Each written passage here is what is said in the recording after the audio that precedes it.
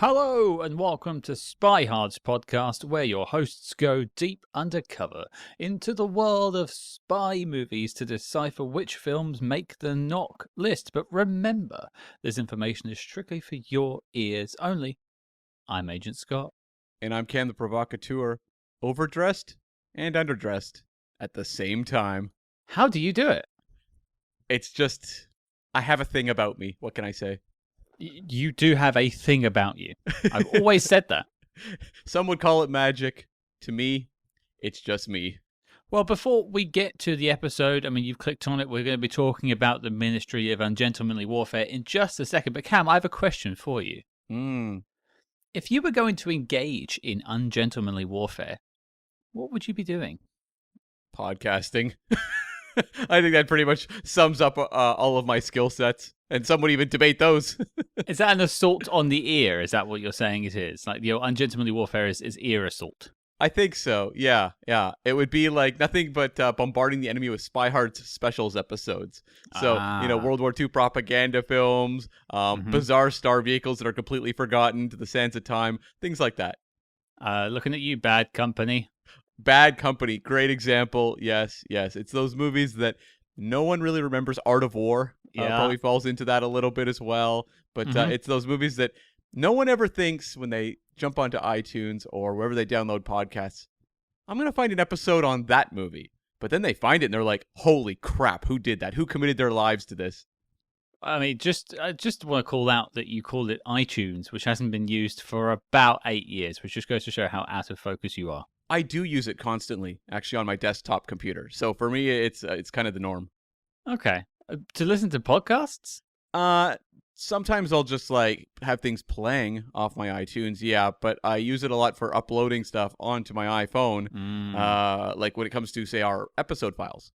Okay. I'll allow that. I suppose my answer to the question would be, it would be something very sinister, like maybe at the gym, I would tie everyone's shoelaces together whilst they're in the changing rooms. Just like it's really like a snotty thing to do. Sure, I thought you were going to say like run around with like a wet towel whipping at people. I want to keep my gym membership. That's the thing you want to do when you want to lose your membership at the end. You get thrown out, right? That'd be an amazing reason to get thrown out. Am I wearing a towel at this point, or is that the towel I'm supposed to be wearing? Oh, that's an excellent question. Well, if it's ungentlemanly warfare, I think it has to be the towel you're supposed to be wearing. I can just see the gym manager chasing me around now, screaming at me. And that does sound like how we would wage war, Cam. And speaking of war, without further ado, let's get to the review. Okay, Cam, let's get on board the boat. What are we talking about this week? It's a mouthful, Scott. We are talking about 2024's The Ministry of Ungentlemanly Warfare, a title I will probably not say the full term for again. What's our shorthand for the rest of the episode? You need to set the pace. Ministry.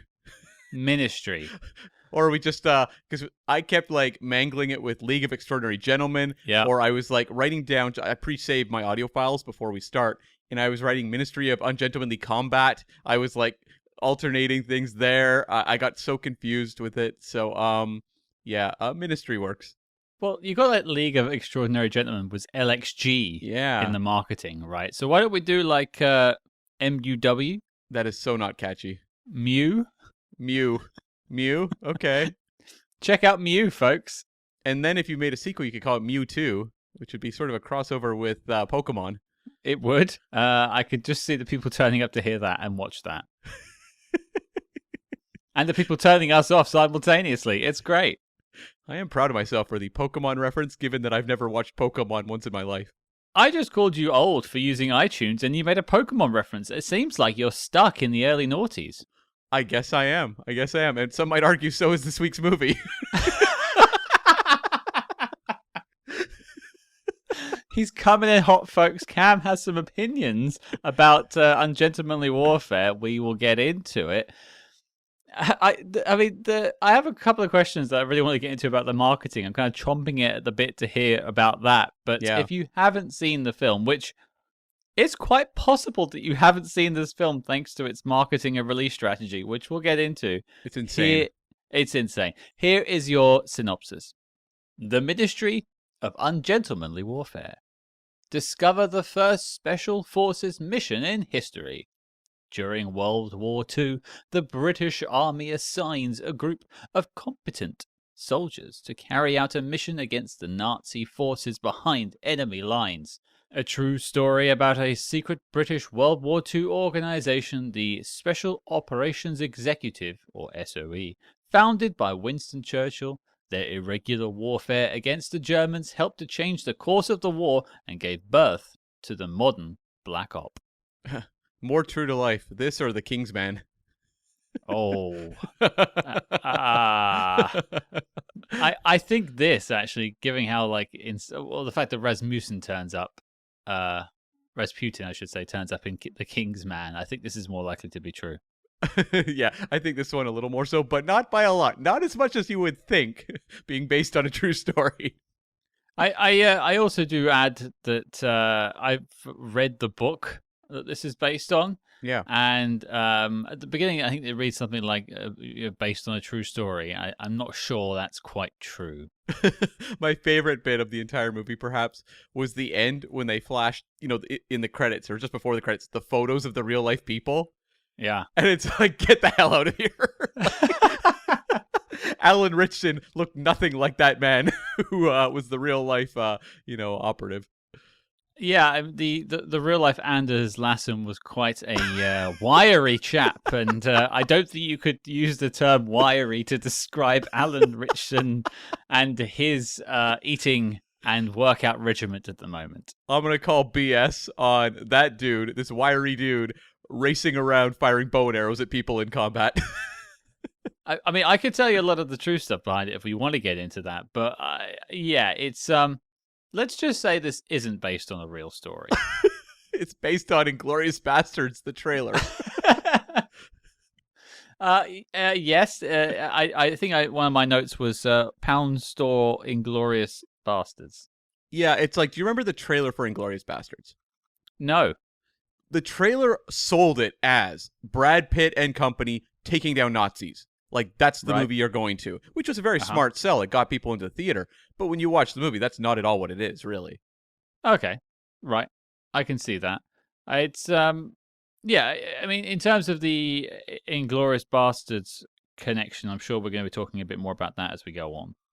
Oh, for sure. Yes. There's plenty to talk about there. But yeah, maybe we'll do the behind the scenes, but I thought maybe you should just give a synopsis, because you've kind of teased it, of the book, because you have been reading it, so you're coming in with some knowledge I don't have. Sure. So it's actually an announcement as well. We are having a Spy Master interview later this week with the writer of the book that this film is based on, Mr. Damien Lewis. And I mean, this story is somewhat true. It's based on a real operation during World War II called Operation Postmaster. And these are, you see the character bios at the end of the film. These were real operatives. But how this all played out is very different. And the major change is the fact that not a single person perished. Oh, really? Yeah. Okay, sure. So I think Guy Ritchie's take on this was, let's throw some bodies at it, quite literally. So the whole mission, no one perished at all on either side? Nope, they just took a bunch of prisoners, and then they all got taken back and put into prison. Okay, interesting. Okay, wasn't that, jog my memory, wasn't that kind of the case with the sea wolves as well? What, them adding the body count? Yeah, it was actually a very quiet, there may have been a death or two with the sea wolves, true story, but I feel like it was a pretty low-key operation in contrast to the movie. I feel like you're right, but I couldn't stake my reputation on it. Yeah, okay. Not that I have one. Sure. I mean, we did talk about the sea wolves, but we've talked about a lot of movies, folks. A lot of movies. Yeah, I mean, I think one of my notes was Inglourious Bastards meets the Sea Wolves. I think that is pretty bang on. Yeah. Yeah. Well, let's park that for a second. We'll get into our thoughts in a minute. And I want to get into, because the next question we usually ask is, what is our connection to it? When did we first see it? And I think that comes back to the strange marketing. So do you want to talk about that, Cam, or should we just get into the behind the scenes and let that come up naturally? Well, we could just talk about the movie because it was very recent. At the time of recording this, it's only a handful of months really since this movie would have been in theaters, in theory. And I remember watching the trailer for it and being like, "Oh, sign me up! This looks so much fun." I thought it was a really fun, eye-grabbing trailer. It had that like characters that kind of leaped out at you just in the trailer alone. Like Henry Cavill looked like he was having a ton of fun, for example. And so I was like, is this going to be the masterpiece of the year? Unlikely. Does it look fun? Yes. So I can't wait to watch this. And I waited quite a while, Scott, until yesterday morning. Yeah, well, it's interesting because this has just dropped on streaming, July 25th, 2024. This was released on Prime Video pretty much across the world, except for a few locations.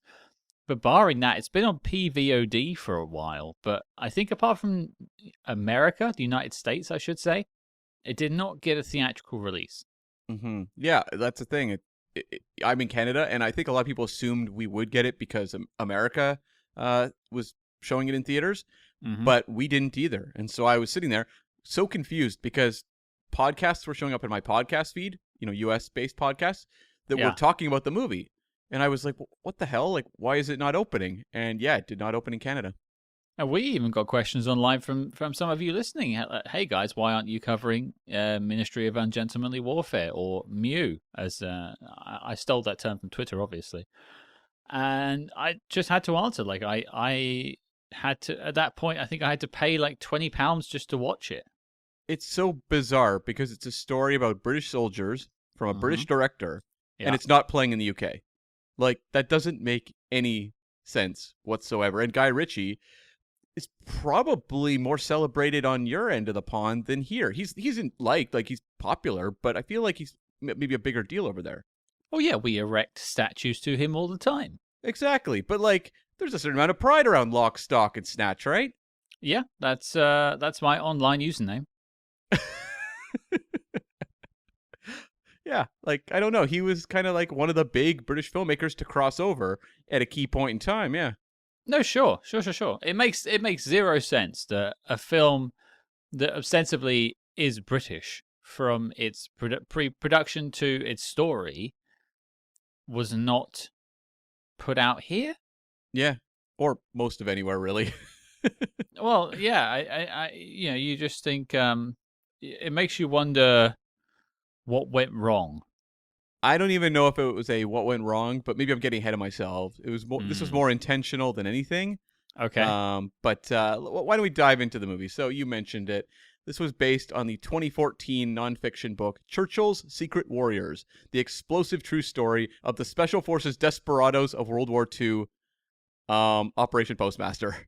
That is the title. I should stop complaining about the Ministry of Ungentlemanly Warfare. Yeah, they shortened it for this. They did, yeah. So Paramount snapped up the rights to that book in 2015. So it was just 1 year after it was published. And I should mention it was written by Damian Lewis, who's a documentarian, war correspondent, and has written 15 books, this among them. And so this story, I can understand how to a studio this is very appealing. This kind of like real life Dirty Dozen kind of thing. These guys that are disreputable and sent on a mission. Sounds like a great concept, but as I said, bought in 2015. What year is it now, Scott? It's 2024 and just about. And I will also add, it's interesting because I've read the book ahead of the interview we're doing, is that the actual Operation Postmaster that this film is based on is actually only within the first 100 pages of the book. Oh, interesting. So it kind of chronicles the remainder of what was going on with these individuals. The ongoing mission, if you will. Sure. Okay. And so in terms of the chronology of when screenwriters were coming on board, I'm not sure because Paramount may have been developing this for a while, but at a certain point down the road, they hired 2 writers to oversee this. I'll start with one of the writers. His name's Paul Tomasi. He's a writer-producer. Got to start in 1996 with an episode of the show. I don't know if you remember this. Kindred the Embraced. It was a vampire show. Can't say I've embraced Kindred as much as the British have embraced Guy Ritchie. Okay, that's fair. I remembered it was kind of like a cult favorite show, but not a long lifespan on that one. But for Tomasi, his real success comes with his first major film, Air Bud. And then he writes Air Bud Golden Receiver. And then his name is on every single Air Bud sequel, spin-off, forever. All those Disney, like, Snow Buddies and Space Buddies straight-to-video movies, his name's on all of them. This guy must be collecting amazing paychecks off that stuff. He is laughing all the way to the bank. He must be well in on Scooby Snacks. Must be. That is a great thing to have. Like, you write the first couple, you know, their early screenwriting jobs, and then you just sit back and just collect this passive income as they crank out these things. I guess it's a little bit like when we had Michael Frost Beckner on the show, who wrote Sniper. And Sniper was like a really fun movie, but they've cranked out so many Sniper sequels. I was thinking Danny Bilson, who co-wrote The Rocketeer. Right? Who also wrote Tremors and consulted on every single other Tremors film. No, it wasn't Tremors. It was Trancers. Oh, Trancers. Sorry, you're right. Yes, I knew I was wrong as soon as I said it, and everyone was screaming at me. I'm sorry I let you all down. Trancers, fun movie for sure. But so it's sort of in the wake of the success of the Air Bud franchise and all that Paul Tomasi teams up with another writer named Eric Johnson. And the two of them collaborate on the 2010 film The Fighter, starring Mark Wahlberg, which was nominated for Best Picture. They got screenplay nominations for that one. Pretty successful, acclaimed film. And that kind of starts them off on a track now where they write The Finest Hours, the Chris Pine, what is it, like, was it Merchant Marine or something? I don't even remember. It was about, no, the Coast Guard. It was like a Coast Guard film. It was a little bit forgotten. But they also co-wrote Patriots Day, also with Mark Wahlberg. And the 2019 film The Outpost, which I don't know if you remember. It was a Rod Lurie film. I think it went straight to Netflix, but it was like quite good. It was a like combat film. I mean, it's got Scott Eastwood in it, so it's never gonna like fill me for the confidence. It's not an acting film. It is like a filmmaker film. It is sustained action for like 100 minutes or something. It's not an acting film, everyone. What a call. Right, okay, sure. Yeah, so basically it's just one long action sequence. More or less. It's showing one combat mission, yeah. Okay, fine. Sure. So that's kind of their pedigree. And so, yes, they write the initial draft of this. But producer Jerry Bruckheimer isn't thrilled necessarily with the first draft. He sees room to grow. So he brings in a writer that he likes named Arash Amel, who got his start with the 2012 Aaron Eckhart thriller Erased. And then did a movie that had a lot of buzz around it, but was a real bomb. It was 2014's Grace of Monaco, about Grace Kelly, starring Nicole Kidman. And this was one that was like kind of a hot project, and it just didn't turn out great. What did turn out better for him, though, further down the road, was 2018's A Private War with Rosamund Pike. Oh, yeah. About, a war correspondent. That movie was actually very good. And that has kind of carried him to a certain degree and probably helped secure him this job. Because this was actually his follow-up to the 2023 Jackie Chan John Cena film Hidden Strike, which I haven't seen. I doubt many have, and I will also say I was just looking at the Expatriate, also known as Erased, the Aaron Eckhart film. Yeah, and I just find it funny that a similar instance has happened to Aaron Eckhart's career. It's so lame. Aaron Eckhart was great. I mean, I've only seen him in The Dark Knight, but he was fantastic in that. Oh man, yeah, he did so many like gangbusters performances in The Company of Men. Thank You for Smoking. He was great in Erin Brockovich. He's given like so many great performances, and it's a bummer that he's been kind of kicked to the sidelines. Well, like, I'm just looking at his IMDb, and he's still working. I mean, film out practically every year and double some in some years. But if I just listed some of the films, I think you would be like, huh? Chief of Station? Sure. The Bricklayer? He should not have signed up for I, Frankenstein. I feel like that was the crucial turning point. What was that? It was an action movie where he played the Frankenstein's monster in the it might have been the late 2000s. And I remember it was just dumped in theaters in January. I went opening night with friend of the show Tyler Orton, and we were just like stunned watching it. We were like, this is truly terrible. Well, I mean, at least that film has some spy credentials. It co-stars Yvonne Strahovski, who, of course, was the lead, or co-lead, I should say, in Chuck, the TV spy show. Right, yeah. Yeah, okay. And and Bill Nighy, of course, who is the head of the Warwicker trilogy, that long fabled trilogy we've never tackled. Fabled as if it doesn't exist. Well, I just don't see anyone ever talk about it, and we just make jokes at the Warwicker film's expense. One of these days, we will actually Warwicker. Yeah, maybe, who knows, maybe this year even. We'll find out. We'll find out. Oh, that's you're leaving everyone on tenterhooks now. Warwicker. Warwicker. So I should note that Arash Amel, the writer they brought on, is actually got a couple interesting projects coming up. He is developing a remake of Starman, the John Carpenter film with Jeff Bridges, which that was a very good movie. I can see how you could do an update though. It is a little bit trapped in the 80s to a certain degree. He's also working on a spy TV miniseries called Butterfly with Piper Perabo and Daniel Day Kim. And it's a 6-episode series, so who knows? Maybe on the Patreon we'll be looking at that one. Oh, Henry Ian Cusick too. I do love seeing him pop up in things from time to time. But yeah, I'll keep my eye out for that one. I'll just read everyone the synopsis so you can sort of make up your own minds about it. But it follows David Jung, a former U.S. intelligence operative. When the consequences of a decision from his past come back to haunt him, he finds himself pursued by Rebecca, a sociopathic agent assigned to kill him. I mean, they're speaking my language. They are. It sounds a little bit like Jason Bourne, but I have no problem with that. Yeah, no, that is totally fine with me. And it co-stars the lead from Coyote Ugly, so it's nice to see her in something else. That's right. I think she was doing a lot of TV recently. I feel like she was on an acclaimed show that I just didn't watch. Yellowstone. Oh, is she on Yellowstone? 11 episodes, apparently. Okay, well, that did well for her. Yeah. Yeah. Anyone who's on Yellowstone is doing well. Yeah, hey, it's a show people are still talking about. I've never watched a single thing, but I'm not entirely sure I'm the target audience for Yellowstone. No. Although I remember when we were in Vegas, there's a lot of places selling Yellowstone merchandise when we're there.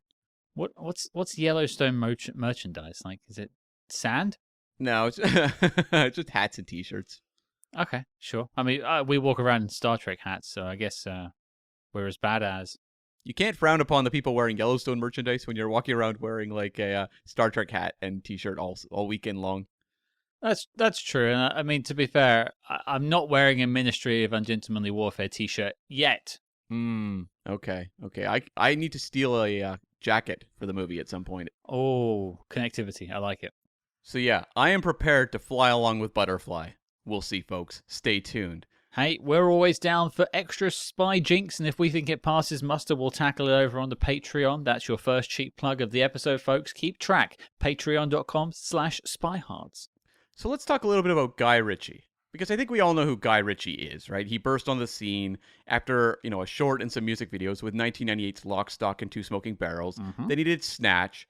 And then there was The Marriage to Madonna, and things get a little weird. You get Swept Away, which doesn't work out so hot for him. But then he goes back to making the kind of movies people know him for, with like Revolver and Rock and Rolla.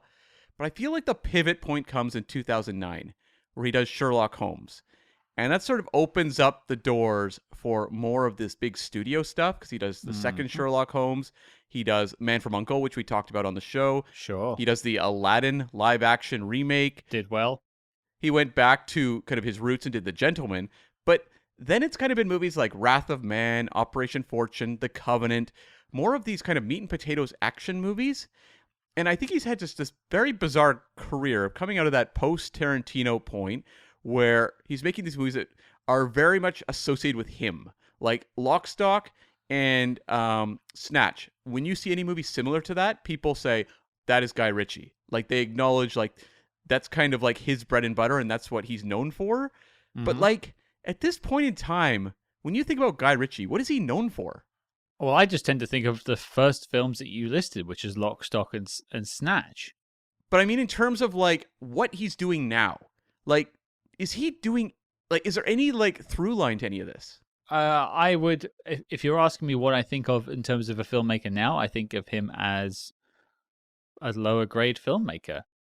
You look at things like Operation Fortune and stuff, which also had similar treatment and was just thrown out to the wolves on PVOD. With it feels like no confidence behind the film or the filmmaker. it just makes you wonder what sort of clout he has anymore. Yeah, I don't really get it because, like, when I watched Sherlock Holmes, and I wasn't a big fan of the Sherlock Holmes movies either, but like just the showing the Sherlock Holmes martial arts prowess and like the way he would slow down time, like he always had a style to him. Like he would always bring interesting approaches just to the visuals of his movies, which to me is important. If you're going to kind of leap over and do these bigger studio movies, a lot of these things look very generic, and so he always brought like a spark to that. But I feel like Aladdin should have been, in some ways, a turning point for him because that movie, say what you will about it, I wasn't a big fan, but mega successful. Like, you would think that that would be for him a bit of a blank check to maybe get some really cool things made. And when he's making things in the wake of that feel almost like bordering on straight to streaming action movies, I kind of go like, really? Like, you weren't able to pivot that into something else? Like, he's the Jason Statham of directors. I mean, he works with Jason Statham all the time, so maybe that's appropriate. Maybe that is. And that's not an indictment on Jason Statham. The Beekeeper was a fun film. But did it raise, did it go up any higher than, 2.5 stars? I don't think so. Have you enjoyed any of Guy Ritchie's other recent films, whether it is, Wrath of Man, The Gentleman, Operation Fortune, Covenant? The Gentleman I quite liked because Yeah, that felt like it was going back to some of the Lock, Stock and Snatch British, Cockney roots. And I enjoyed Operation Fortune. I actually had more fun with it than I did Dead Reckoning Part 1, personally speaking, last year. But other than that, I don't think I've really either not paid attention and watched some of his films not knowing it's his or just not seen it. I mean, Aladdin I did see, and it's fine. Sure. But you're remaking a film, and you're doing it fairly shot for shot. You're remaking a movie that many would deem to be pretty perfect, and so you can only go down. And Aladdin was a totally mediocre film experience as far as I was concerned. It's not as bad as Lion King. No. And I think Beauty and the Beast was a touch better. Yeah, they're on a similar plateau for me. Also, I would throw in Little Mermaid is around there too. I haven't seen that one. Yeah. But like Wrath of Man, I kind of appreciate in that. Did you ever see Den of Thieves? The Gerard Butler crime thriller? I'm going to go with no, although I feel like I may have. It's incredibly derivative of the movie Heat. And it's like the kind of trashy action version of it. But it's like a lot of fun. And they're actually, I think, doing Den of Thieves 2. But Wrath of Man, to me, falls into that. It's kind of these like lower budget, gritty crime action films that I'm sure do absolute gangbusters on streaming after, reasonably modestly successful box office runs. Well, that's exactly how I watched both Operation Fortune and The Gentleman. Mm-hmm. Like, I was just bored, and that the algorithm, the divine algorithm deemed it something that would appear on my front page, and I thought, hey, it's Guy Ritchie, and it's a couple of actors I know. Let's see how it goes. I am very curious, just from the point of view of him as an artist, like, is he driven by stories now, or is it just like, oh, here's a concept I can have fun with? I mean, we'd have to ask him. It's kind of hard to really get a bearing on that, but I don't think there's been a film recently where he's shined. I wonder, too, like, the swept away of it all. That was like a passion project, I think, for him and Madonna, and it was widely ridiculed. Like, widely. And I wonder if that almost makes you a little insecure about committing to those sorts of, like... Rolling the dice. Rolling the dice on something kind of artsy and out there. Potentially. I mean, I've not seen it, but it sounds like you're a big fan. I've never seen it. It was so notorious. It was a remake itself, actually, of a foreign language film. But, yeah, it did not turn out well, and I think it, like, swept the Razzies that year. As Madonna is wont to do. That's very true. But, yeah, he comes on board, and he co-writes this movie as well. So the screenplay that the other three writers had been putting together, he's also contributing his own material as well. And so you were mentioning earlier the distribution of this movie. So Lionsgate picked up the U.S. theatrical distribution for the film. Right. But it was Amazon Prime Video that picked up most of the international distribution rights. Okay. And so that's why it was primarily only a U.S. release. It did play in a few other markets theatrically, not many though, and it played to very little fanfare in U.S. theaters. This was not a heavily marketed release when it dropped in theaters. Well, I'm sure the people of Eritrea really appreciated the theatrical release it got there, but I think if you want to make some money, you kind of need to release it in North America, that's the entirety, and Europe. I'm including us in Europe. And they did put it out on PVOD earlier on. That's how I watched it. Yeah, and so like, I guess they thought that's where the money would be, but I can only gauge it on how many people out there in the pop culture sphere talking about film reference having seen this movie, and it was very few. Well, I mean, I find, despite us being an international podcast, because of the times I'm awake, I tend to find myself replying and talking to people online that are in the British Isles. Sure. And yeah, the response was favorable for those who did pay to see it, but people weren't flocking to PVOD, put it that way. No. But like, I don't understand. I'll go off on a tangent for a second. I don't understand the logic behind this. Now, I understand the idea of wanting to have content.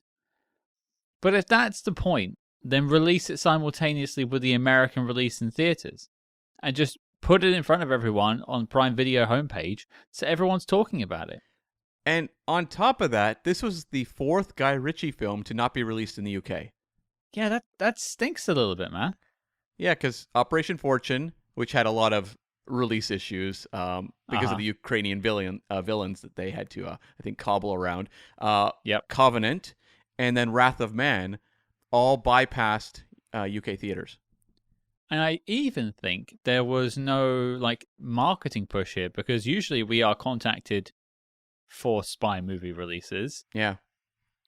For like a British press screening, and there was I don't think any noise. No, it was all quiet on the Western Front when it came to this film. I don't get it. I mean, I don't think it's a conspiracy against Guy Ritchie. I think it's just the way he's making movies these days, the studios and the partners, in terms of their distribution models, they're looking in a different direction than, theatrical, at least in terms of overseas. Well, he's not Christopher Nolan. No, he's not. He won't guarantee butts in seats, and he hasn't for a long time. Aladdin is the only one that was like a juggernaut, but is that because of Guy Ritchie or is because Aladdin? Well, I mean, that's just the thing. If you told me Aladdin was a Guy Ritchie film, yeah, I'd be shocked. It's a little generic, yeah. Well, okay, it hasn't got his stamp on it, but I don't think a Disney remake would ever have a stamp. No, I mean, like, Jon Favreau made the Lion King remake, and do people go on and on about what Jon Favreau brought to that film?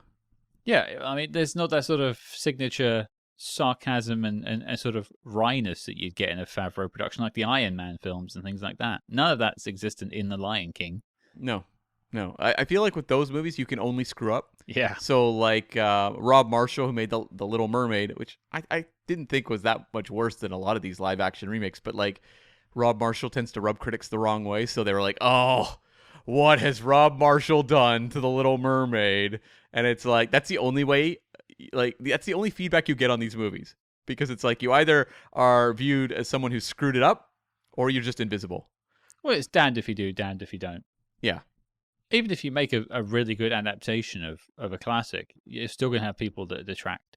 Especially when you do the beat-by-beat remake approach. You're not even taking creative swings, that can kind of stand on their own terms. It's just like following the template. Yeah, I mean, the only thing I'll ever say about any of those Disney remakes is watching Aladdin taught me a new word that I have used in a sentence at least once since seeing the film, which I think I've actually brought up as a story before on this show. What was the word? Genuflect. Oh, right. Yes, you have used that. Oh. Yeah. I'm not going to give the box office information on Aladdin because it would be very impressive. In stark contrast, Ministry domestically made $20.5 million, international 6.6, for a worldwide total of $27.1 million. Do we have a budget for it? We do have a budget, Scott, and that budget is $60 million US. Oh, great. So here's hoping the distribution deal that he got through Prime Video for these last few films has been bankrolling these films. Like why you would make a $60 million movie and then just kind of bury it in. Well, it's Argyle again, isn't it? It is actually, yeah. Yeah. It's the whole 20 million versus 60 million. How much did it actually cost to make? That's always been a question mark about Argyle. But really, the whole idea was it was made for streaming and had a very small theatrical release that they just tried to make bigger, but people didn't want it. But I bet, and I have read that Argyle's done quite well on streaming since.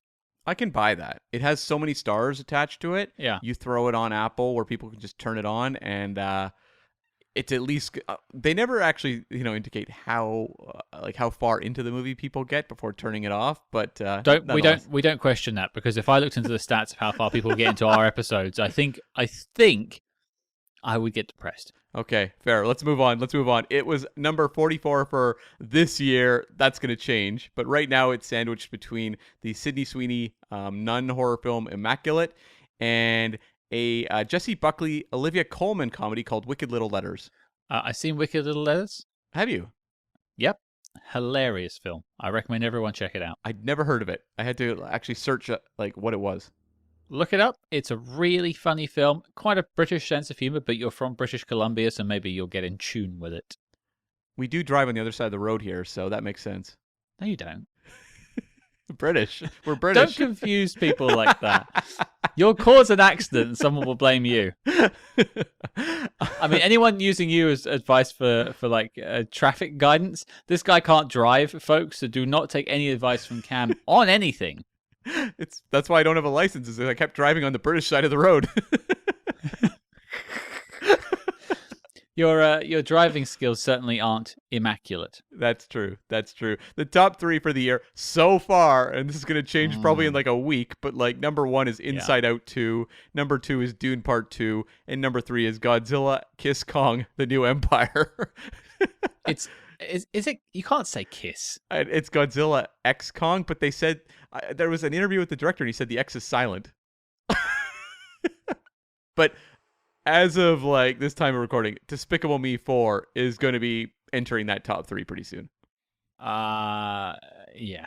I can't wait to not talk about that film. Yeah, and Deadpool, of course, as well. I think Deadpool is going to be in the top 5 by the end of the year. I really hope that Dune Part 2 stays in the top 5. I really want Villeneuve to get that sort of push to do Part 3. There's not a lot coming up the rest of the year, so I think actually it has a good chance. Okay. Yeah. And just the final note I had, apparently everyone involved in this film saw it as a potential franchise. If you want that to be the case, maybe a different distribution strategy would have been a good idea. Yeah, and maybe spend some time investing in characters. That too. So that wraps me up on the behind the scenes on the Ministry. We've been your gentlemen, and let's get to the ungentlemanly warfare. Let's do it.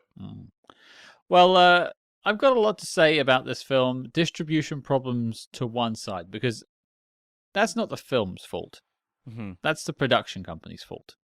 What we can deal with is the film. Yes. And I'm going to start us off.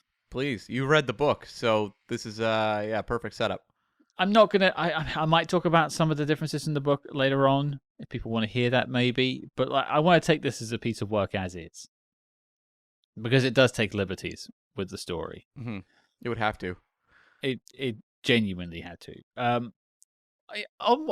Before I get any deeper, this film was fun. Yeah. It's light fun. Much like Argyle or something in that vein, you could pop it on streaming and be like, yeah, that was 2 hours. Cool. And that's not a bad thing. I laughed. I enjoyed some of the action sequences. I had a nice time with it.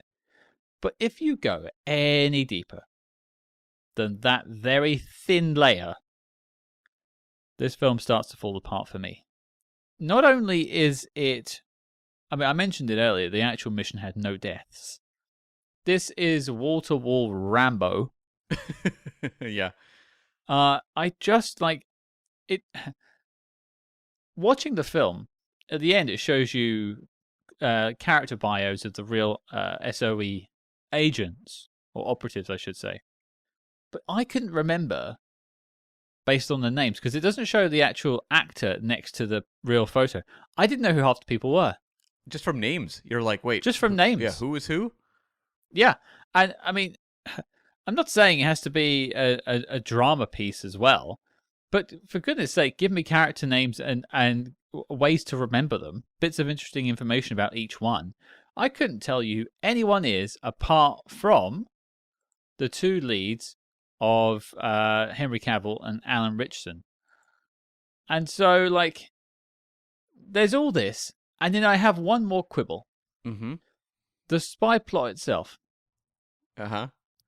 There is a secondary plot that is actually almost completely fictitious. Yeah, really?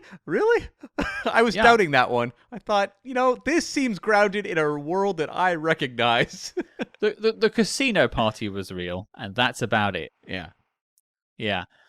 This whole spy plot to one side is a gigantic snooze.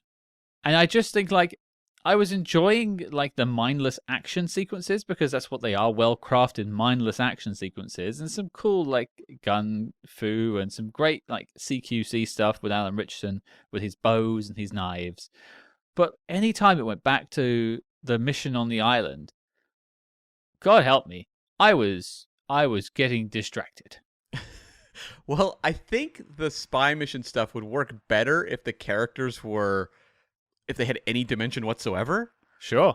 And they don't, so you spend a lot of time of them talking, but they're not really talking about anything that is revealing of character.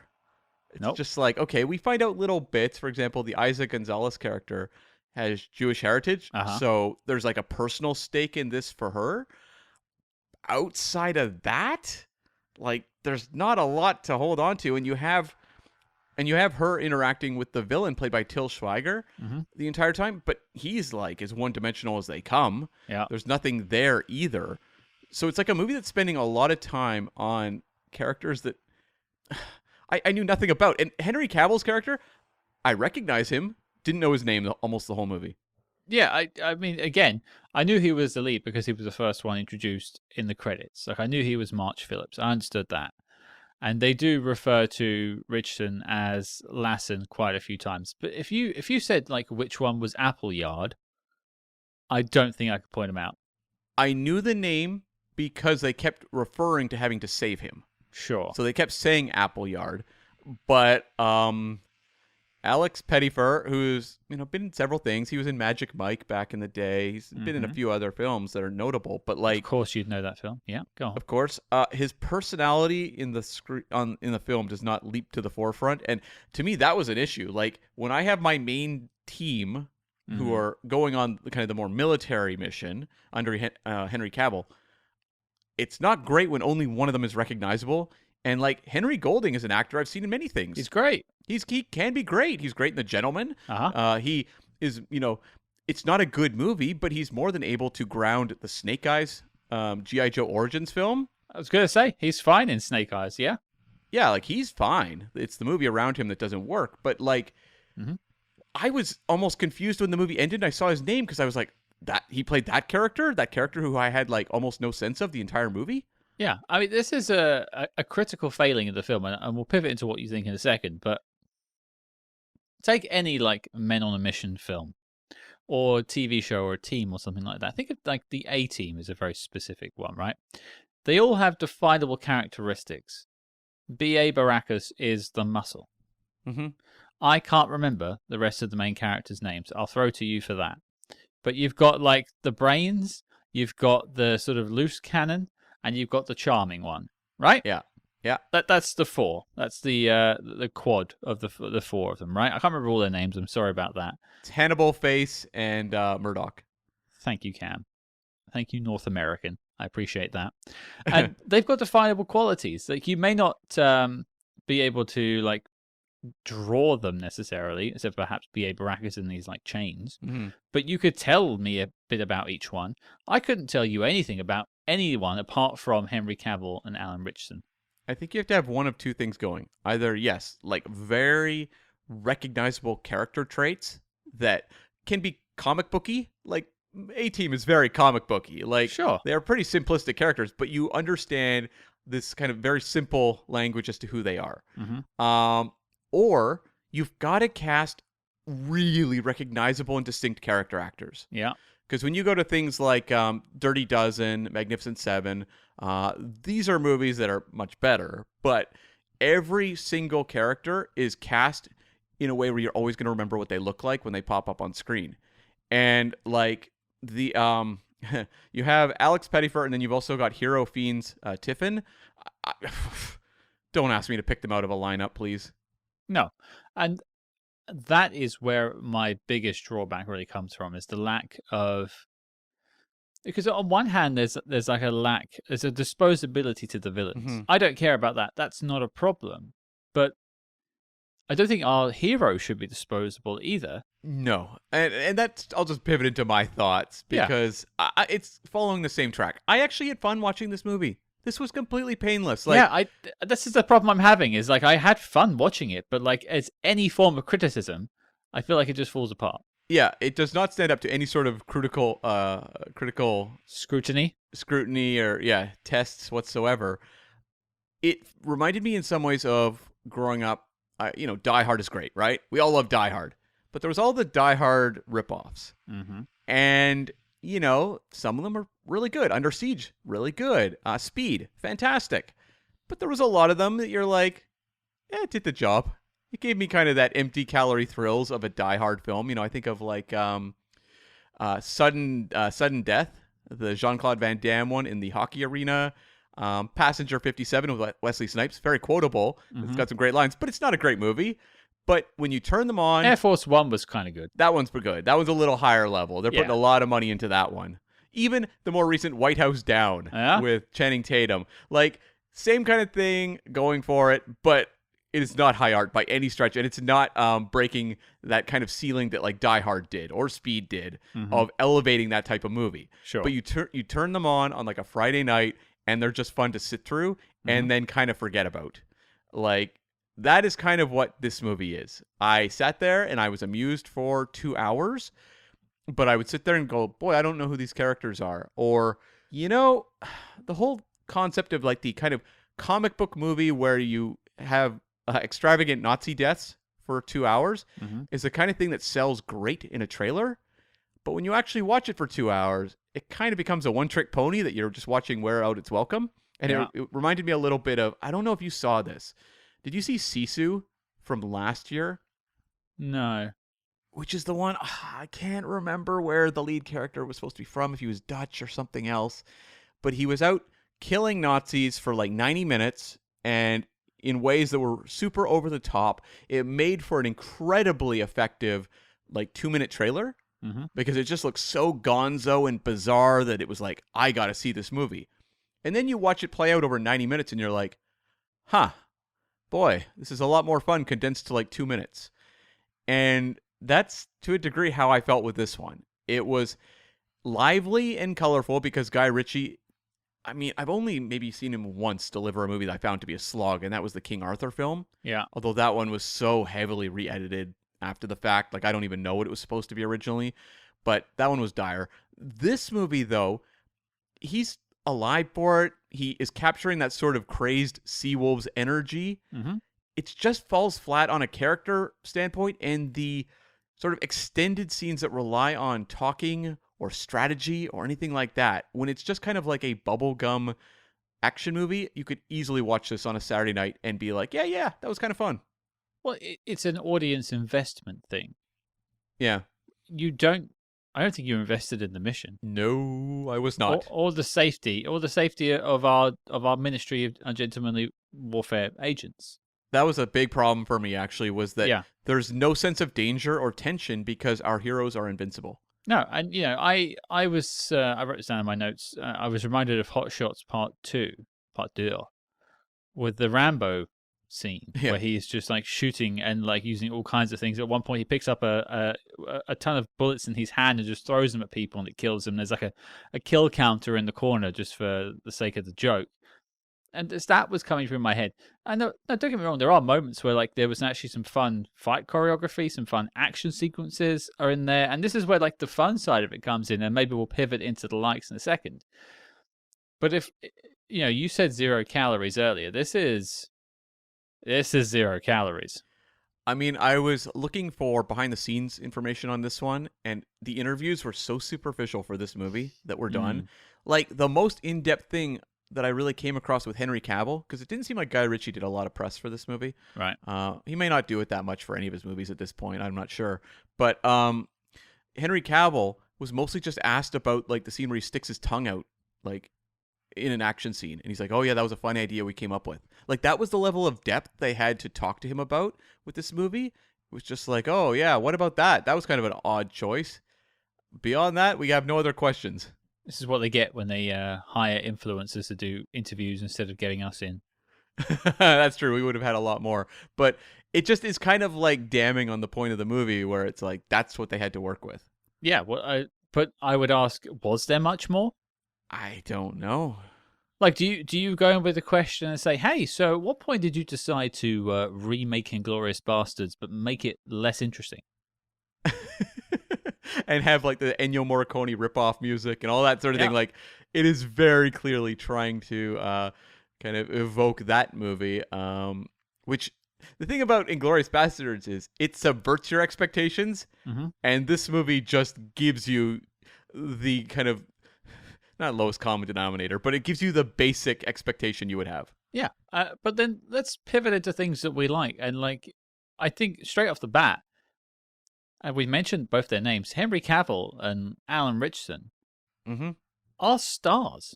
Oh, yeah. And I remember there was so much doubt about Henry Cavill as a star. Earlier in his career, they'd be like, oh, he can do Superman, but he's a little bland otherwise. But, like, you see him in this or Fallout, and how much character he can bring to just, like, a underwritten action role, and he has so much personality. Yeah, I mean, I'm still not sold on this whole idea of him being James Bond. That's a conversation for another day, a dying in the day.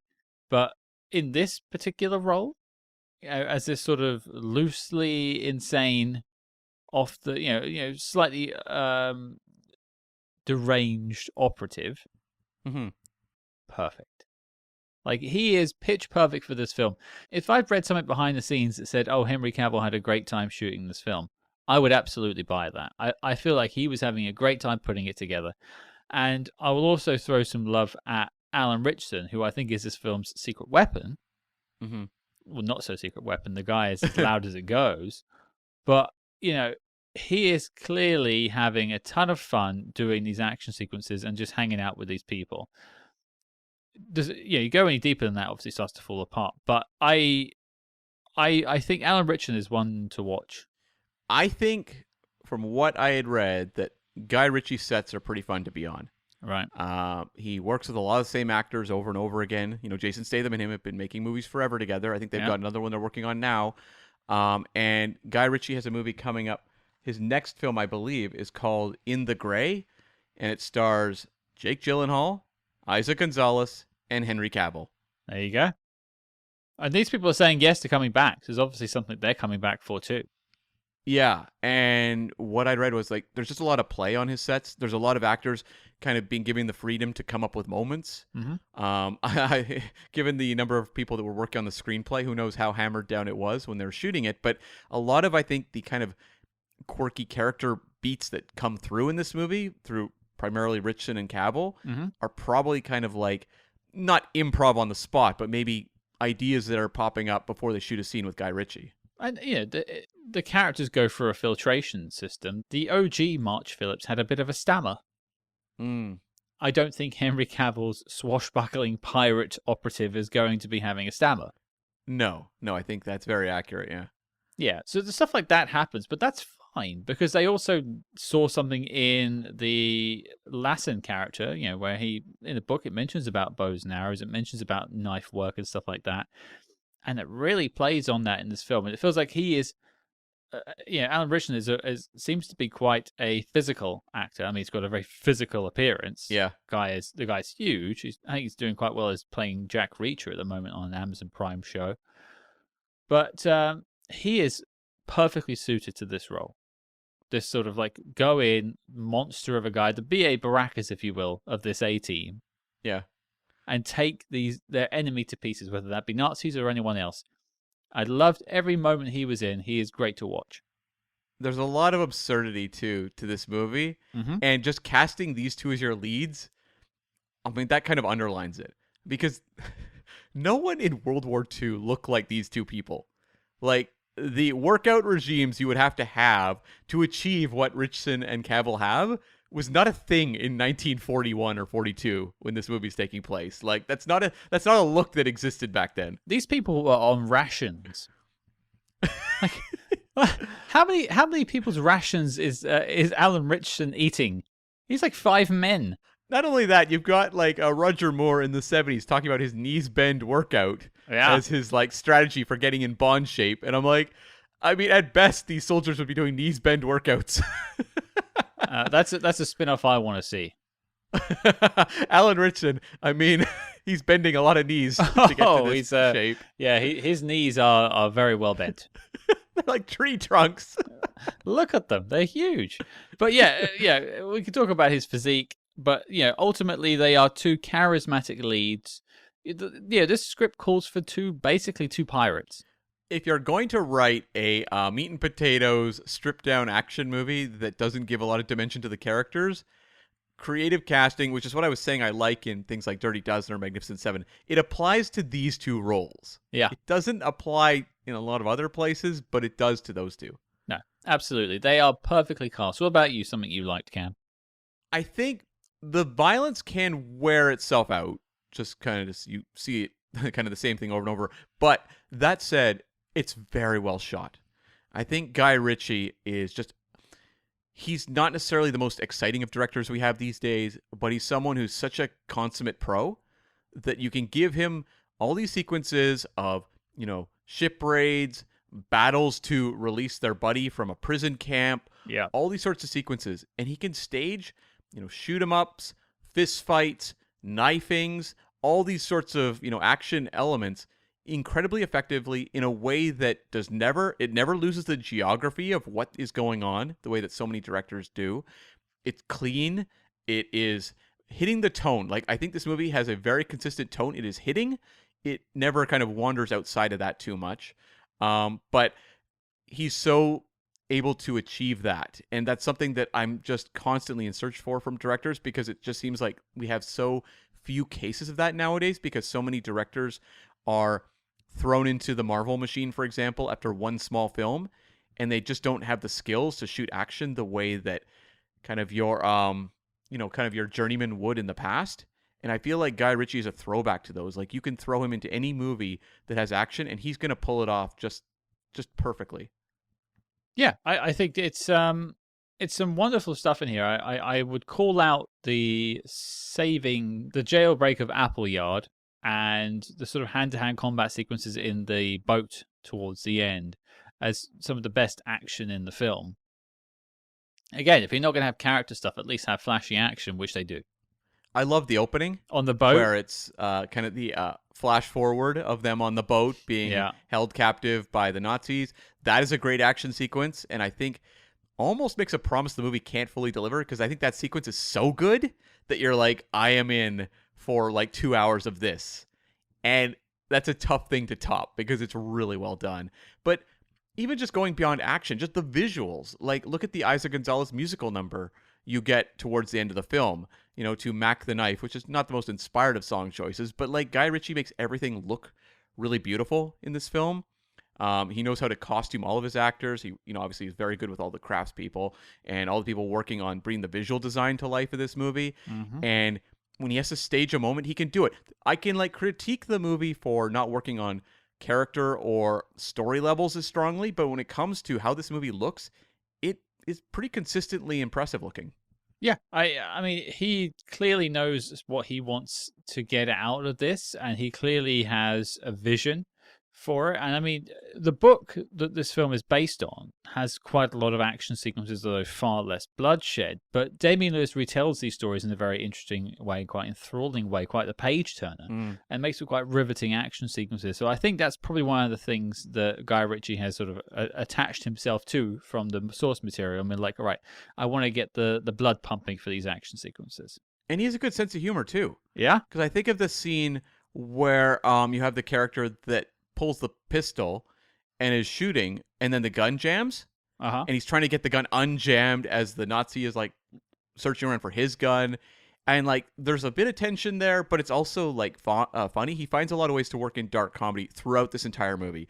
Like every time you have Alan Ritchson going after someone with a bow and arrow, you can almost see like a smirk from Guy Ritchie coming through the frame.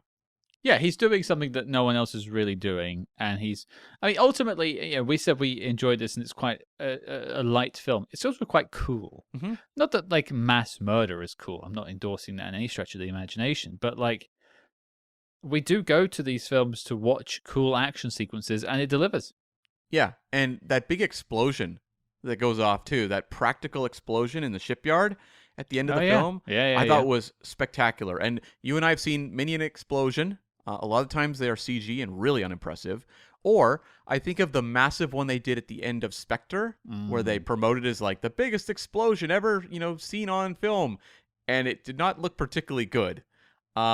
This one I thought was actually pretty eye-catching. I mean, yeah, that Spectre moment's quite deflating, isn't it? It is. It's like, I admire the amount of time and effort that went into staging it, but it looks like actors on a green screen or something. It's like when people meet us in real life for the first time, and you just sort of go, "Is that it?" Yeah, that's it. I thought he'd be taller. Well, I'm used to that one. Wow. I thought he looked like Alan Ritchson. I can confirm, folks, I do not look like Alan Ritchson. Alan Pourson. Oh! We interrupt this program to bring you a special report. Red alert, spyhards, we are shaking things up over on the Patreon page. That's right, we are launching an exclusive new show where we tackle the exploits of the small screen's greatest secret agents, like Jack Bauer, George Smiley, and beyond.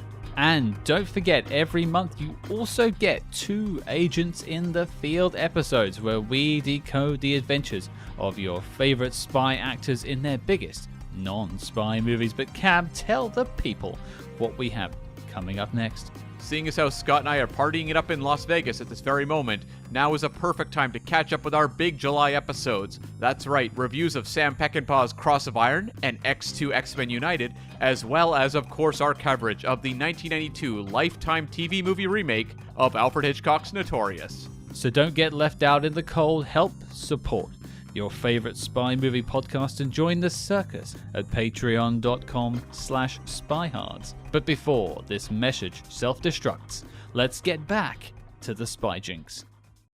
Okay, well, dislikes time. There's a bit to discuss for sure. I'm going to take us off.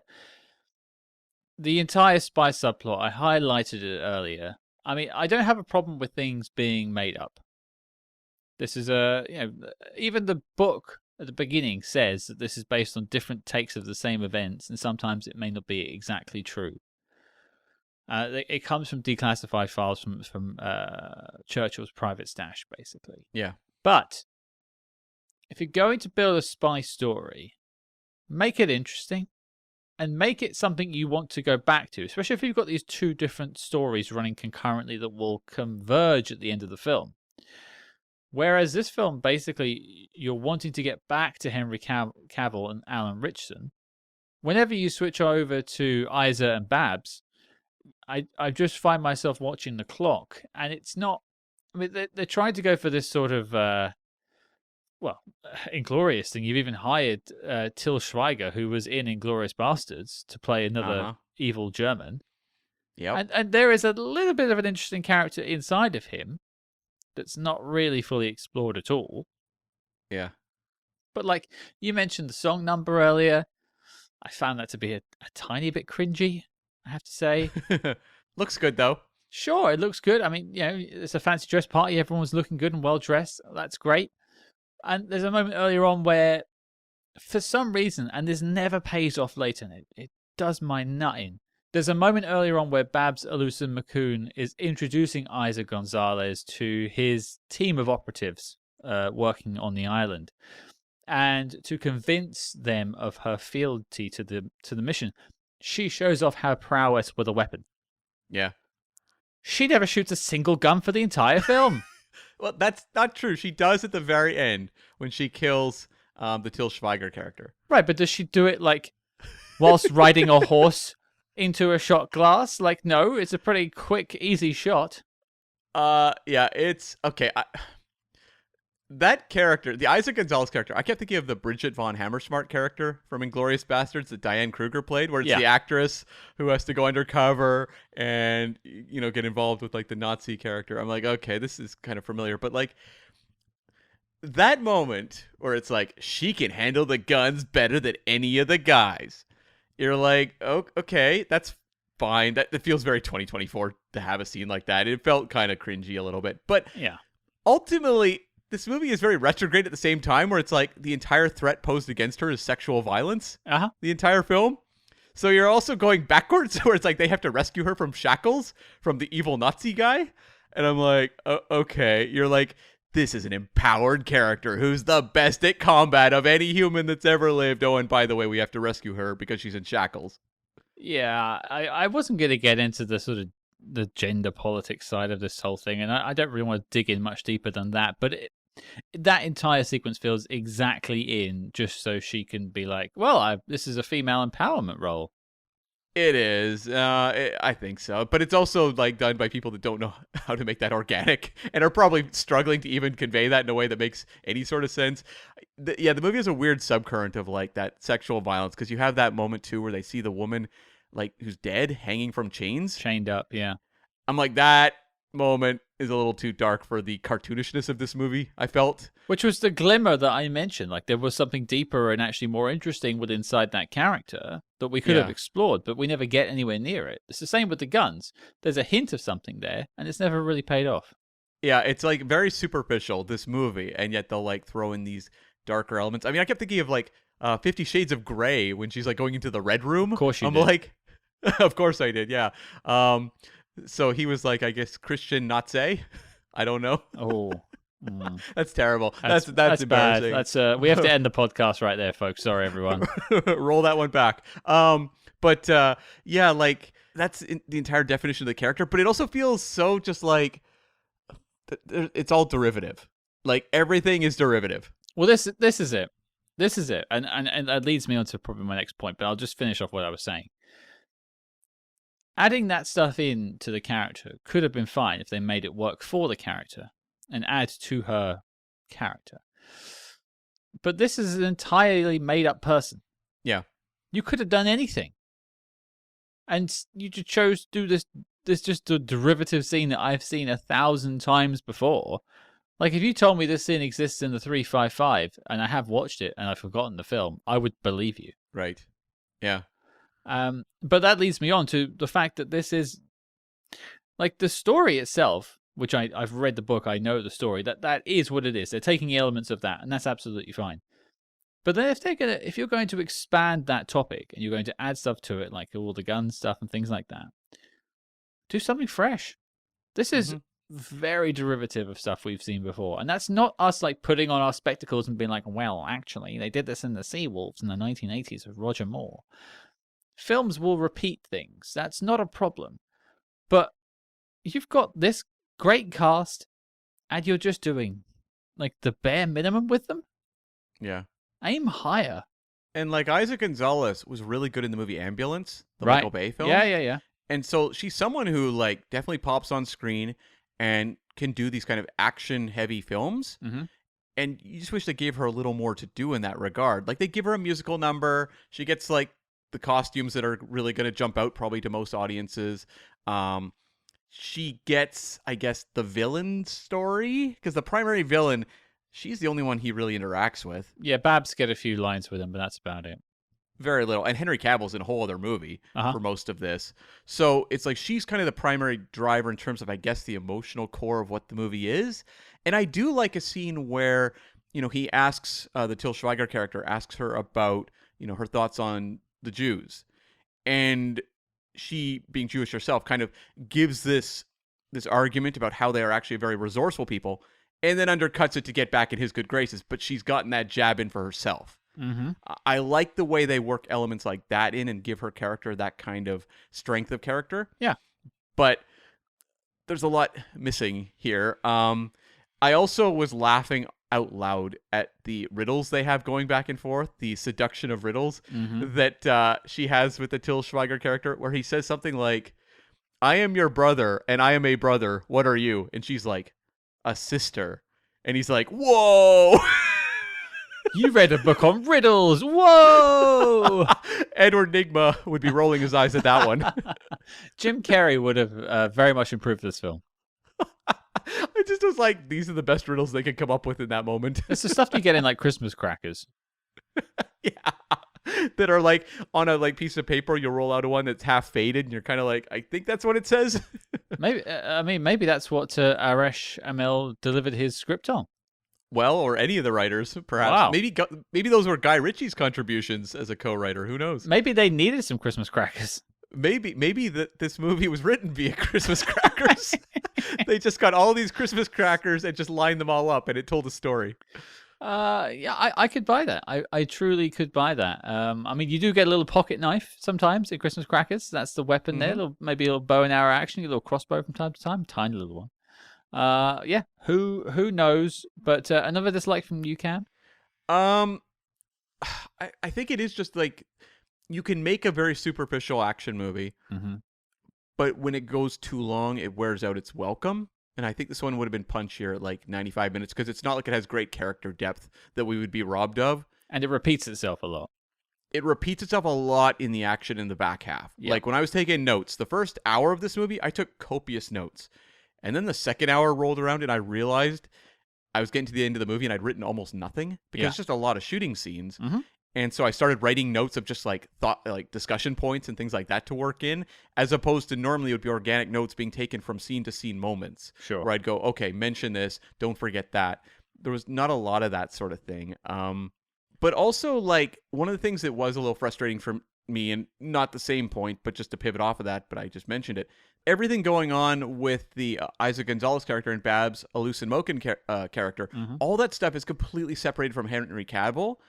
And it's frustrating because the Henry Cavill angle is kind of what's appealing about the movie when they're selling it. It's like, this is a guy sprung from like military prison. He's insane. He's leading a team, on this combat mission. They're supposed to be quirky. It's the Suicide Squad. I'm like, oh, like I was under the impression going in that Eiza González and the Babs Olusanmokun character were with him. And it's like, oh, we've set them off on their own movie that's not as interesting. And now we are actually taking time away from kind of the fun hook of the movie. Well, I would compare it to Suicide Squad in that sense. Like, you've got these like disparate people who are, they're on their last chances, a lot of them. Yeah. And then you've got the people who are in the office. Right. And the spy people are the people in the office. But the one thing the Suicide Squad does well is pull back from those people in the office. You get bits of them. There is a subplot there, a B story for them, but it isn't the important one. And I suppose one thing that probably hamstrings the writing of this is that there was an operative on the island helping this mission along. Right. It wasn't anywhere near as involved as Babs or Eiza's characters, but they did arrange a few things and had to get out of town pretty quickly afterwards. So I think they felt sort of like they had to do a spy story on the island, because otherwise you're just watching people on a boat. And this is portrayed like over a very short amount of time. There was like quite a few months they had to travel along the way and avoid quite a few boats to get to the island. They stopped a few times in like Nigeria and places like that to refuel. Yeah, but that's not exciting. No. There was also no like busting someone out of jail along the way. That's completely made up. Right. And like, now I'm just flashing back to the Seawolves. It was the same situation. You had Roger Moore, his like espionage plot going on while the guys were on the boat. Yeah, and we had problems with that too. We did. I think maybe the Roger Moore story connected a little more for me than this espionage story. Not for lack of, acting talent or anything like that. It's just like the way that one was conveyed, I think, was a little more successful than this one, where Till Schweiger, he's just so simplistic. Yeah. That, I don't know, like when only one character has any sort of connection to him at all, it doesn't make him a very satisfying villain. No, I don't think it does. I don't think this film particularly has a villain that leaves a mark. No. Yeah, if you're going to do Inglourious Basterds, and I'm sorry to keep referencing the film that this film is clearly referencing constantly, You're never going to reach Christoph Waltz. No, and they didn't really try either. Or, you know what? If you're not going to go that level of writing, which I don't think this movie was, have at least a few villain characters. Like just lots of little interesting ones. Character actors that we remember what they look like, and we want to see their comeuppance. Because when you get to the end and you get that very, like, kind of deflating death of the Til Schweiger character, you're like, oh, that's it? Okay, whatever. There's no one else. There is no other Nazi character that you can have a moment of, like, Henry Cavill taking him down or something. No, after that, it's just faceless grey uniforms. Yeah. You could easily have Til Schweiger have a henchman or two. Or have, like, the Gestapo turn up. Sure. And you could have those characters set up around him and then have scenes of them opposite Henry Cavill or Alan Ritchson or something like that in a fight moment that maybe doesn't mean a lot to the Cavill or Ritchson characters, but for the audience, it's fun to see that character get their comeuppance. Yeah. And I know this is based on a true story, but it's not, so you can do whatever you want. Yeah, absolutely. They had free reign to mess around with the history of it. So I'm surprised they didn't. And the last dislike I've got before we go to any final notes, and this is a nitpick for sure, but a nitpick I have been tackling often in recent films and TV shows that are period pieces. And I just wanted this is my opportunity to bring it up if you don't mind. Sure. I dislike modern vernacular in period pieces. I've definitely noticed that. I noticed a bit of that even in the new Kevin Costner film Horizon. What are you thinking of in this? There are quite a few lines in this film, but there's one that really made me write this down. And that is at one point, I think it's Eiza González's character says, yeah, but no. Oh, yeah. I'm like, that just isn't how people spoke back then. It just isn't. I don't need this to be a one-to-one translation. But some of the fun of playing in the sandbox of a period piece is getting to use the bells and whistles of that period. Mm-hmm. And I think this film just showed the opposite of reverence towards that. I guess I was more forgiving of that because this entire movie features actors who don't realize they're in the 1940s. Like, so much of it just feels like 2024 action movie. Yeah. That is just putting dress up on. Yeah. I mean, that's a little thing, and it is infecting like TV shows I watch and stuff like that. It just is something that I don't have a lot of time for. Mm-hmm. You may all be at home listening or disagreeing with me or agreeing. I don't know. But yeah, it jumped out at me, this film. It could have been tightened up on the dialogue front. Final little notes before we get to the knock list. Cam, what do you have? Well, one note I have is this movie would play like gangbusters if this were an older era and it showed on TV every day. You know what I mean? Like one of those TBS specials or something like that, afternoon movie. This would be something like The Seawolves. I think that The Seawolves is no masterpiece, but has a lot of love around it, and I think this movie would fare just as well, the way that some of those Die Hard ripoffs did as well. Yeah, well, this is ultimately, without diving too deep into it, it's fun. It's a fun film to just sort of hang out and watch. If you're not, especially if you're like folding laundry or something like that, where you're not necessarily paying attention to the screen the whole time, which perhaps that is an indictment on the final product, I don't know. But I had fun at moments of this film. I will remember moments of this film for being, it made me laugh, or that was a cool action sequence. Yep. And you mentioned Inglourious Basterds. We both have a lot in this review, but at one point, Til Schweiger quotes Casablanca and says, "This is the beginning of a beautiful friendship." I was like, okay, sure. It's a pastiche of greatest hits here going on. We get it, folks. Thanks. Yeah. One thing we haven't discussed that we should have maybe a little sidebar is the Winston Churchill and Ian Fleming element. Yeah, that was literally one of my two notes, and the M element as well. Yeah. I mean, the whole SOE is from Winston Churchill, so of course he's involved in this, and notably, Rory Kinnear plays Churchill. Probably not my favorite big screen version of Churchill, but I've seen many different people. It feels like Churchill is like one of the characters all British actors need to play at a certain point. Did he look like Winston Churchill to you? Because I have a more limited experience with the Winston Churchill, on screen. But like I always think of like the Darkest Hour Gary Oldman version and even the Inglourious Basterds version. Whereas I was looking at the version that Rory Kinnear was playing going, is that really what he looked like? I just used the Eagle Has Landed version as my barometer. Okay, fair. No, the Darkest Hour probably is like the visual of Winston Churchill I've come to know and accept in popular media. So, yeah, I don't think he looked like him or particularly sounded like him, but I don't think the film was dependent on that. So that didn't detract. And you and I did visit together Churchill's bunker in the UK when I was in London. That's where we're recording from now. That's right. We're the ones that actually found his confidential files that led to this movie. Yeah. So thanks, everyone. Yeah. Thank you. You're welcome. And yeah, you mentioned that Ian Fleming. Ian Fleming wasn't necessarily attached to this in reality. He did work as an attaché for it. But yeah, Ian Fleming is sort of in the film for a couple of scenes, played by Freddie Fox, who of course is one of the leads of Slow Horses. Very fun in that show. You kind of want to, strangle him a little bit, but in a sort of like, what a frustrating character kind of way. Yeah, fun to see him. I think of the Ian Fleming appearances in spy movies of this era. In the last couple of years, I preferred Operation Mincemeat, as I think that was a little bit more involved, a little bit more fun, and it did involve the hand saw from Live and Let Die. Okay, I haven't seen Mincemeat yet, so I can really just work off of this and that TV movie we watched recently, the biopic. Yeah. This was better. This was better. Oh yeah, actually, those two. No, yeah. You know what? No.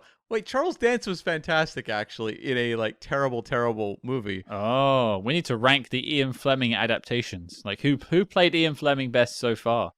Well, Charles Dance played it better, but this was a better movie than that GoldenEye 1989 TV movie. I think Charles Dance is probably still the best Ian Fleming representation so far.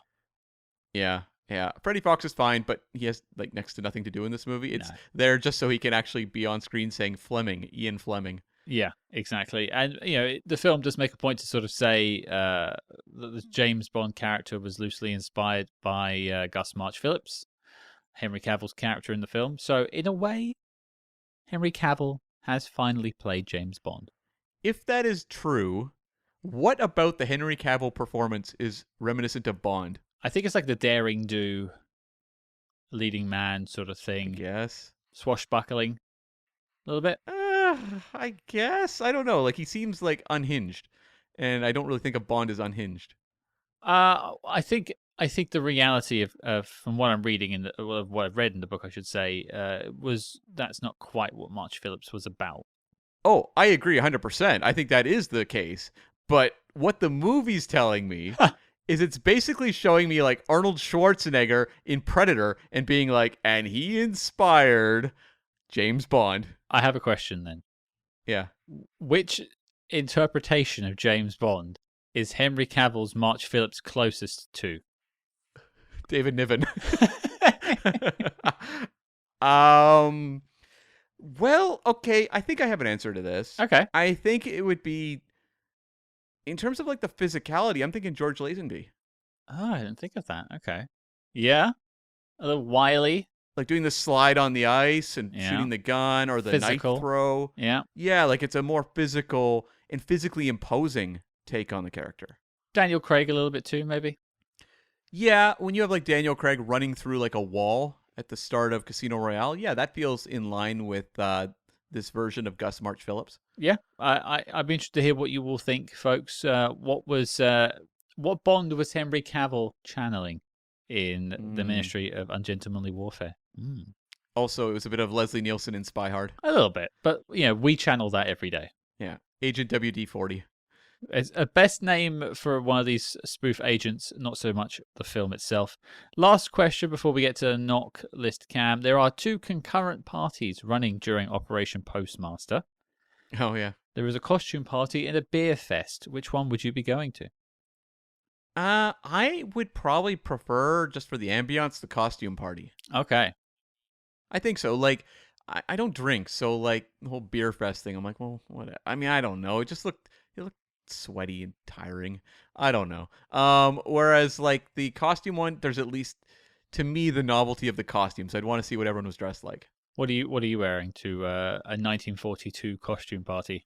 Oh, I think I might go one of the Marx Brothers, maybe Groucho Marx. I feel like I saw a movie recently where they actually had a Marx Brothers party and all the characters were dressed like them.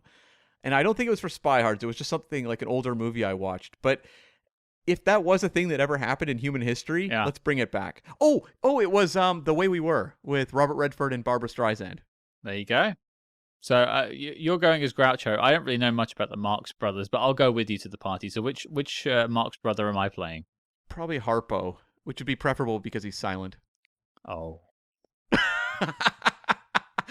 I don't know. You don't want to go for like Buster Keaton or something? Sure. I quite like the Harpo joke. I think I'll stick with that, thanks. Okay, fair enough. You have to wear like a blonde puffy wig. Hey, I'll take having hair at this point. Works for me. Okay, knock list time. Is the Ministry of Ungentlemanly Warfare, MUW, making the knock list? Let's find out. Cam, over to you. No, this is like B minus C plus sort of action entertainment. Yeah. It more or less does what it says on the box, although, as we said, there's some distractions with the spy story that's not the most involving. But ultimately, it's colorful, it's forgettable, but when you're watching it, it's pretty fun. Okay, that's a no. So it's down to me now. I have to echo your sentiment, Cam. I enjoyed moments of this. I enjoyed performances. I think Henry Cavill and Alan Ritchson did the best they could with the material they were given. They injected a lot of fun into the film. It's vibrant. It's rarely dull, except for in the back half. But will you walk away saying you wasted your time? Probably not. But I don't think you'd walk away saying this is one of the best spy movies of all time. So it's a no from me. It's funny because like we tackle these like hour-long World War II B movies, these propaganda films sometimes, and I feel like they offer more fodder for discussion than this movie does in so many ways. Like this movie is just a kind of total flash in a pan experience, whereas like it's not even committing to like weird choices along the way. Well, they often have more to say. Yeah. This feels like it doesn't have anything to say. It's more just, here's a fun story. Yeah. Here's Inglourious Bastards as a B movie. Yeah, which could be fun. And you could enjoy it. And it's available now mostly around the world on Prime Video. So, yeah, I'd still recommend maybe checking out if it's on your subscription service and you can get access to it without paying. Mm-hmm. Oh, yeah. It is a perfect just streaming movie you're not dropping a cent on. Absolutely. So there you go, folks. 2 no's. And as such, the Ministry of Ungentlemanly Warfare is not making the knock list. The dossier on the film is complete and filed as classified. Cam, I'll bat this one back over to you, boyo. What are we tackling next week? We are wrapping up a franchise, Scott. Oh, boy. We are going to look at Hitman Agent 47 from 2015, the sequel, I think maybe even like a perhaps loose sequel to the original Hitman from 2007, which we tackled a little while back. Well, there you go. It's been a while since we've closed off a franchise, so I'm excited to do that. And luckily, I've been keeping my head nice and bald the entire time, so I can just get that temporary tattoo whacked back on my neck. That's right. That's right. I'm actually looking forward to this one because I've never seen it. No. And it was a rather quiet release, so I don't know many people that have also seen it. Well, I'm kind of hoping it's one of those ones where I have low expectations and it just exceeds them because my expectations are so low. Sure, yeah. Yeah, here's hoping, folks. But your mission, should you choose to accept it, is to join us next week as we take a look at 2015's Hitman Agent 47. If you like what you heard on this episode, please consider supporting us over on Patreon at patreon.com/spyhards. You heard what we've got coming up in the ad in the middle there, so plenty to check out. Tons of bonus episodes. I think we're coming up to 100 bonus episodes now at this point. So, yeah, you'll be helping keep the lights on here at the show. It's not for us to make profit. It is genuinely just for us to pay the bills to keep Spy Hards on the air. So if you are considering it, we would genuinely appreciate your patronage. If you don't have that, but you still want to support the show, follow us on social media at SpyHards. That's SPYHARDS on Facebook, Twitter, or Instagram. Retweets, likes, shares, it all helps spread the word for Spy Hards, and you'll be doing your bit to get the Spy Hards message out there. We thank you for it. But until next time, folks, you'll find Cam and I feasting heartily on sausage, cabbage, and some black bread.